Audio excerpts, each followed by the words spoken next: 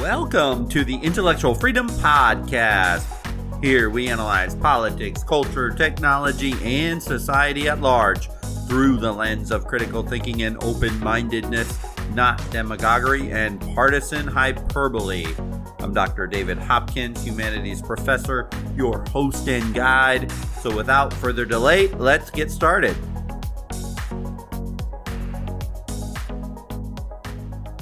It is great to be with you down here in sunny Tampa, Florida. The tide has turned. We're moving into summer. And yes, for us down here, that means, 100% humidity and 90 plus days for about 6 months in a row. They're coming. They're starting to get here. But for now, today, it's just great to be here with you on the sunny Florida Gulf Coast. You know, I happen to be delivering a lecture today on life views, comparing a couple of philosophers, Epicurean versus Stoic philosophy. And later that day, I ran across an article that really floored me and actually kind of saddened me at the same time. It appeared in the American Psychological Association Journal, and it was titled Stress in America, 2020, a National Mental Health Crisis. And I was stunned to learn that the sheer volume of anti-anxiety medications, it's literally at the highest level that it has ever been in the history of America. They cited from the National Institute of Mental Health that 43% of Americans are right now taking some sort of a mood-altering prescription. This is just absolutely unbelievable to me. It's actually hard for me to even fathom that this could even be possible. But they go on in this article to talk about FUD, or fear, uncertainty, and doubt, and how these things are rampant in society right now. And these are emotions that are like toxic poison to your physical, your intellectual, even your spiritual well-being. We as a society, we must find ways to overcome mental strongholds or limiting beliefs that we have in our mind, because they are incapacitating our ability to deal with stress and just life events in general. Look, it's normal for all of us to have limiting beliefs. We always have to try to overcome them. I have them, you have them. But goodness, when we are so often reaching for a pill to mask problems, we just have to find a better way. We simply can't stay in this helpless mental state where we reach for a pill. We have to find healthier ways to overcome limiting beliefs that foster and that come about because of fear, uncertainty, and doubt. Since I've been working on my book, and I mentioned this in the last podcast and my course, which, by the way, it's going to be titled The Optimal Health System. And I hope this will be done very soon, maybe within the next few weeks. But I've been really studying and researching, first of all, what is optimal health? Also, how do we reach our optimal state? And of course, why does it even really matter? And I found the findings when I was doing research in that article I mentioned earlier, just stunning things. So despite several months of acclimating to this new reality, this new world, this societal upheaval that came about because of COVID-19, Americans are just struggling to cope with disruptions. Nearly 8 in 10 adults, 78%, say the coronavirus pandemic is a significant source of stress in their life, even today. 2 in 3 adults, 67%, say they've experienced increased stress over the course of the pandemic. Most commonly, they report increased tension in their bodies. 21% of the people have this. Snapping or getting very angry quickly, another 20%. unexpected mood swings, 20%, or screaming or even yelling at loved ones, 17%.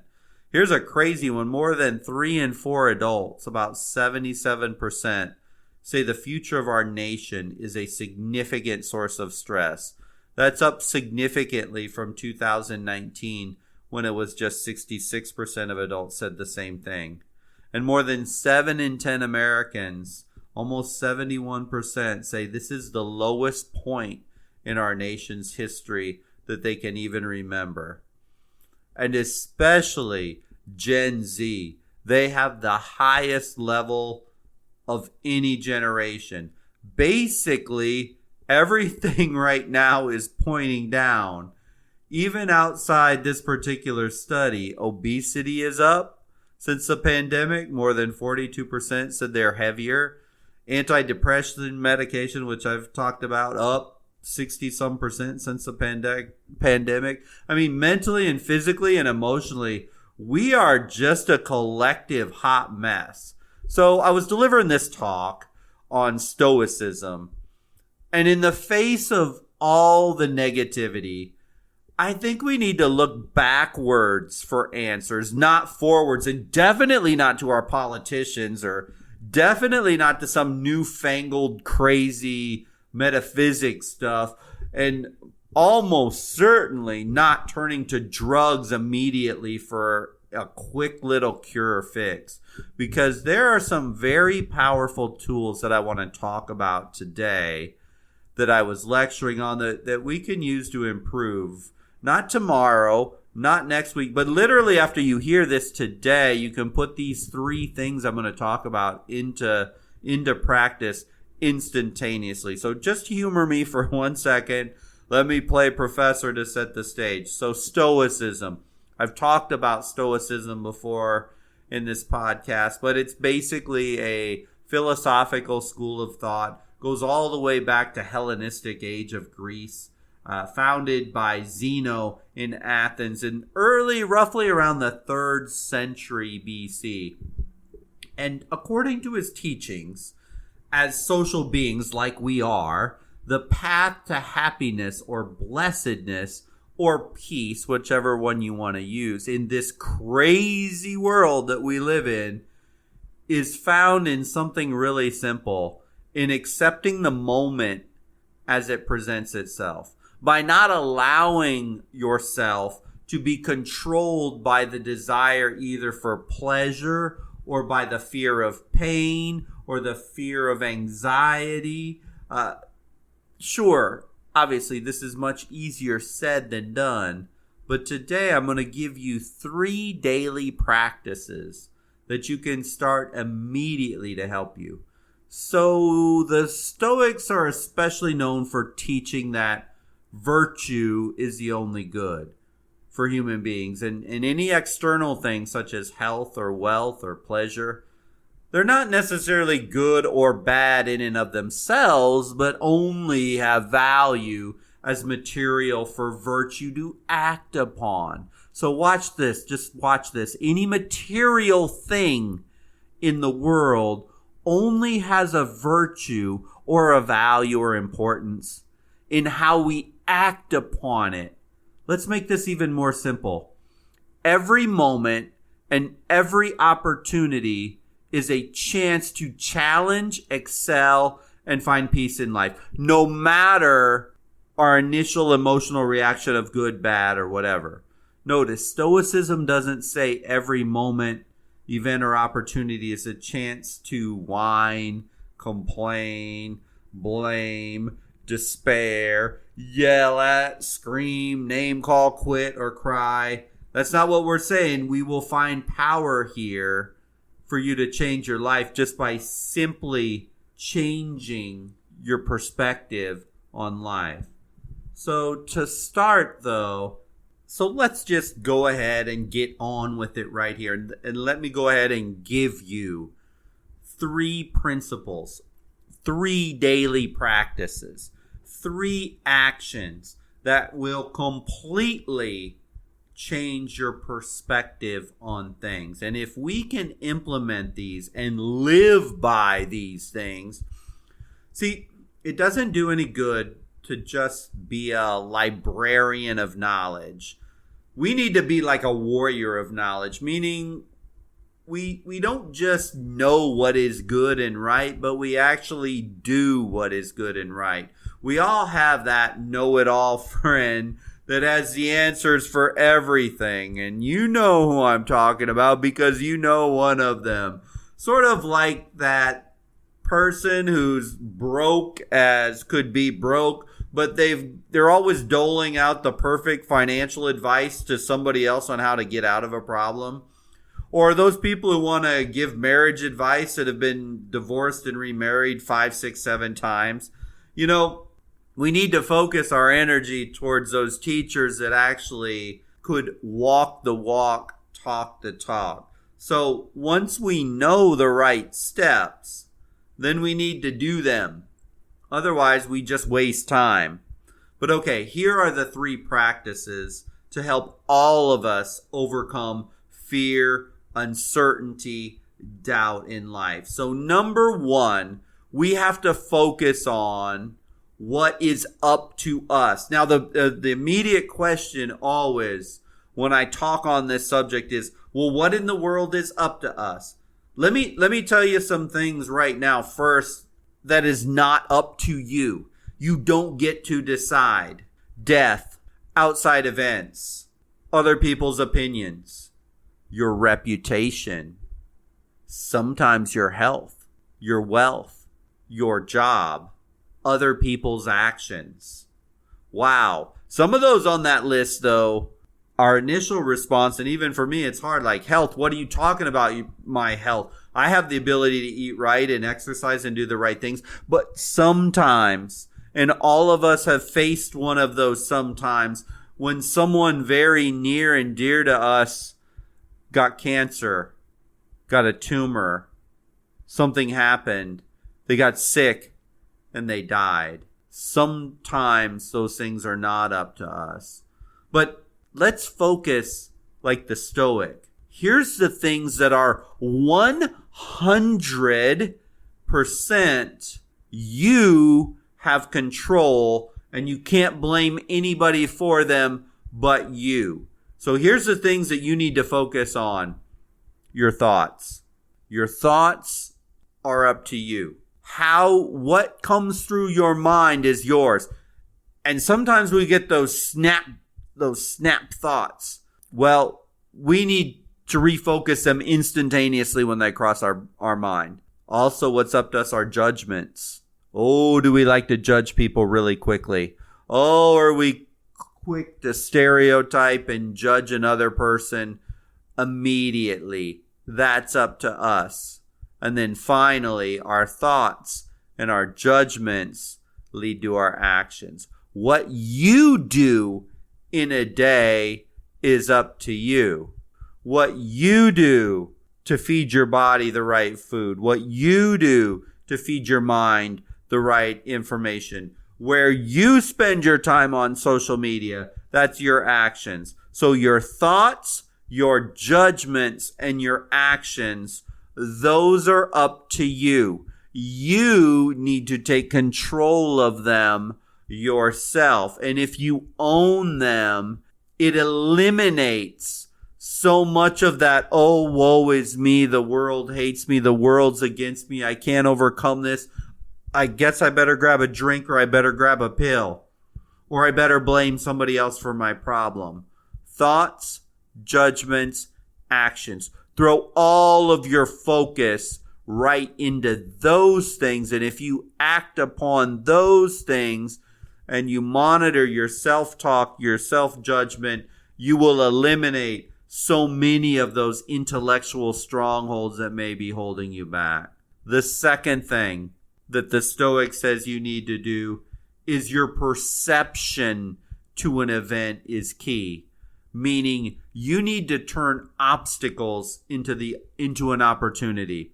So for example, the person who's always depressed and anxious and upset and angry at the world, when an event or an obstacle happens, oh, that wasn't my fault. Oh, that was the other person. Oh, this sucks. My life is over. The second I hit this, oh my gosh, this is so bad and so awful, and I'm never going to overcome this, and oh, woe is me, the world is ending. That's not the way. That is not the way for you to lead a happy and fulfilled life. It's a way to make sure you end up as one of those people in the American Psychological Association article I mentioned earlier. You end up in that situation when you have that mental standpoint. However, here's what you need to do. You need to turn those obstacles you encounter into opportunities.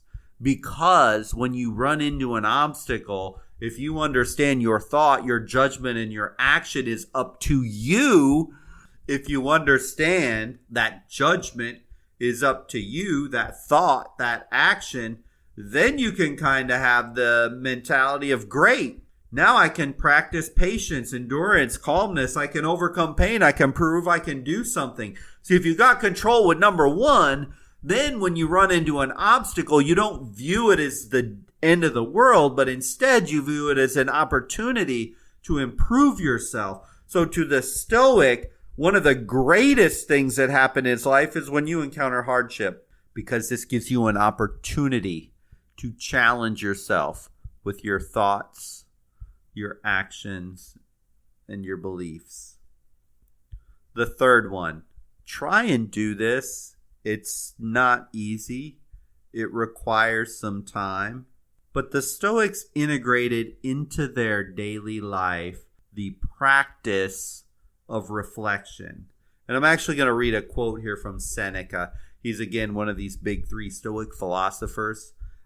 He said this, quote, "When the light has been removed and my wife has fallen silent, aware of this habit that's now mine, I examine my entire day and go back over what I've done and said, hiding nothing from myself, passing nothing by.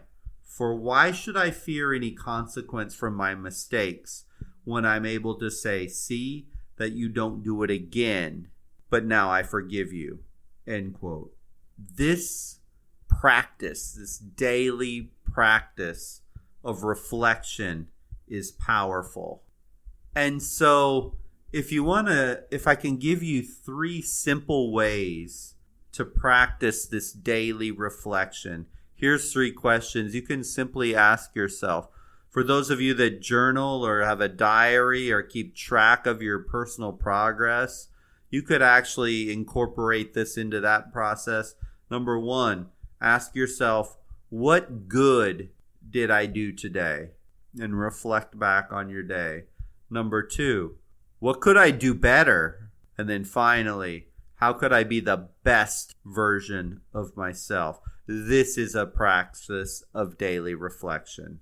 The middle one, what could I do better? That's where the real wealth, the real growth comes about. And so that's the third thing. So in Stoicism, and hopefully some of you will consider having a look at some of them. There were 3, the big 3 of Stoicism, as I call them in my classes. I recommend reading all of them, and their books are very accessible, easy to read, and they're out there everywhere. The first guy is Marcus Aurelius, and he was a Roman emperor. In his time, maybe the most powerful man in the world as a Roman emperor. The second one is a guy named Seneca.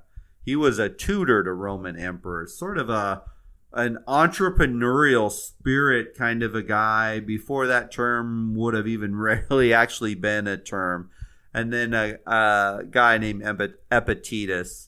And he actually was a slave that turned into this renowned philosopher. So you can imagine what level of intellect it would take for someone to rise from slave to a well-respected philosopher back in those days. So 3 men, 3 totally different backgrounds, 3 powerful Stoic philosophers, which shows really the diversity of this philosophy to transcend race and social class and wealth levels.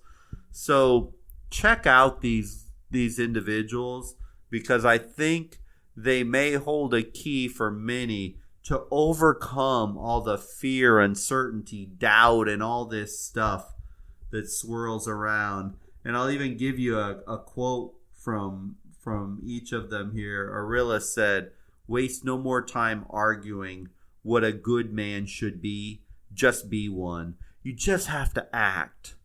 Sometimes we get so stuck in a rut of thinking and I'm gonna, coulda, woulda, shoulda. And when you don't move to action, it actually creates more stress, more anxiety, because you're constantly thinking about it, but nothing's ever getting done. Seneca said this, "We are more often frightened than hurt, and we suffer more in imagination than in reality." I want to say that part of this quote one more time. We suffer more in our imagination than we do in reality. We get so worked up over stuff, and it's just not healthy to create such massive levels of fear and anxiety based on things. And of course, our cable news, our social media, our politicians are constantly trying to swirl and stir up all this fear and doubt and anxiety and that stuff. But we have to remember that most often we suffer more in our own imagination of things than in reality.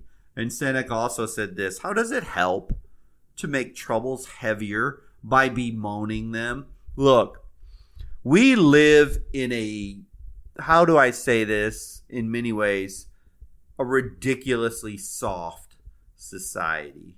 And we just have to learn to stop whining, complaining, bemoaning, blaming, all of these things, other people, other things, other whatever. It doesn't help to do that. So we need to challenge ourselves intellectually.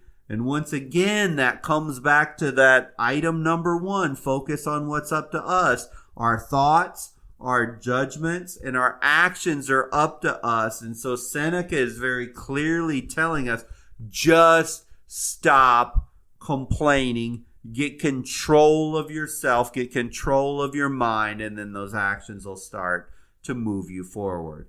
And then Epictetus said this, "How long are you going to wait before you demand the best for yourself?" One of the first things I mentioned was we have strongholds in our mind. We have limiting beliefs.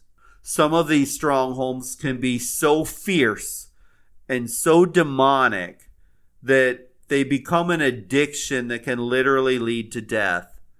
Sometimes it may not be so dramatic. Maybe you've fallen into a trap of allowing yourself to be labeled. Maybe you have way too much negative self-talk that you can't achieve X, Y, or Z, that you could never start that business, that you could never do this new thing or start a new job or go back to school or whatever it is. But there's a stronghold in your mind that's holding you back. And Epictetus says again, how long are you going to wait before you demand the best for yourself? I challenge you to practice these 3 daily activities because it can have a massive change in your life just by addressing and paying attention to all those thoughts and feelings that run through your mind every single day. So as I wrap up, look, I get it. The reasons for anxiety, stress, health, and life circumstance, it's always different for everybody all the time. Yet the one thing, no matter what your circumstance, that is universal, is you control your mind. Some people have had blessed, easy, wonderful lives, financially, emotionally stable, wonderful families. That may not be you. You may have had a very tough, challenging, difficult financial life. You may have went through some very serious health problems. I don't know what it is for you, But if you can hear my voice, listen to this podcast, and understand the precepts that the power is within you to change your circumstance by getting control of your mind, you're on the way to overcoming. Nobody ever said life would be easy, but so much of the things that we need to do actually are pretty simple if we just go ahead and we begin taking steps forward to improve. Thank you for listening to the podcast today. You know, there is simple things you can do to dramatically improve your life circumstance. I challenge you, take those 3 very simple Stoic action principles, because making simple mental changes to your outlook on life could move you from a position of just surviving in life to thriving in life in this very crazy modern world that we're living in. So I hope you enjoyed the podcast today. If you did, please click like or follow, and you're going to be alerted whenever new podcasts come available. But until the next time, have a wonderful day and a wonderful week.